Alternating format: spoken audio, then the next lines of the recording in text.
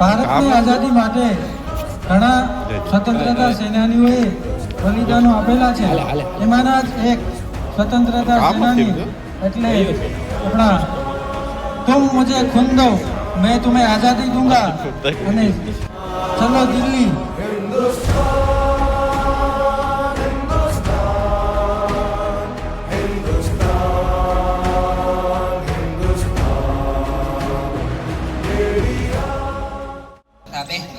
આજે 77મા પ્રજાસત્તાક પર્વ નિમિત્તે હું આજે તમને સુભાષચંદ્ર બોઝ વિશે 2 શબ્દ કહીશ. તો મને આશા છે કે તમે શાંતિપૂર્વક સાંભળશો. આઝાદીના લડવૈયા તરીકે સુભાષચંદ્ર બોઝના મૂળખર છે. સુભાષચંદ્ર બોઝનો જન્મ એક સામાન્ય પરિવારમાં 23 જાન્યુઆરી 1887ના રોજ થયો હતો. તેમના પિતાનું નામ જાનકીનાથ બોઝ અને તેમની માતાનું નામ પ્રભાતદેવી હતું. તેમના પિતા શિસ્તના અભાવ અને તેમની માતા પ્રેમાળ અને ધાર્મિકતા હતી. તે પોતે તેમના પિતા પાસેથી શિસ્ત અને તેમની માતા પાસેથી માન સેવાના પાઠ શીખવા મળ્યા હતા. સુભાષચંદ્રને સ્વામી વિવેકાનંદની ઊંડી અસર પડી હતી. તેઓ માન સેવા એ જ પ્રભુ સેવા માનતા હતા.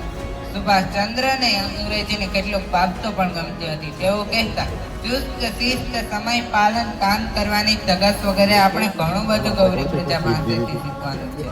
સુભાષચંદ્રે ઇંગ્લેન્ડ જઈ સારા નંબરે ICS ની પરીક્ષા પાસ કરી પોતાની સરકારી નોકરી કરી સારી કમાણી કરી શકે તેમ હતા. તે છતાં તેને દેશને આઝાદી માટે લડતમાં જોડાયા, તેથી તેને દેશ આદર્શ દેશભક્ત કહેવાય. સુભાષચંદ્રે માતૃભૂમિની લડત માટે શાસ્ત્રનો ઉપયોગ કરી ક્રાંતિકારીનો માર્ગ પસંદ કર્યો. તેથી તેને અંગ્રેજ સરકારની જેલમાં પૂર્યા. અંગ્રેજ સરકારની જેલમાં તેને ક્ષયનો રોગ લાગવાથી તેને અંગ્રેજે નજરકેદમાં રાખ્યા. નજરકેદમાંથી વેશ બદલી તે ત્યાંથી છટકી ગયા. અનેક મુસીબતોને દીપ કરી તેઓ જર્મની પહોંચ્યા. જર્મનીથી તે જાપાન ગયા. જાપાનમાં આઝાદી ફોજની રચના કરી અને ચાલો દિલ્હીનું હોલાન આપ્યું.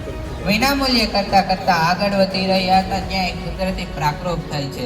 મુસળધાર વરસાદને કારણે દારૂગોળા અને ખોરાક પુરવઠો ખૂટી જાય છે. તેથી તે યુદ્ધને પાછું વળવાનો આદેશ આપે છે.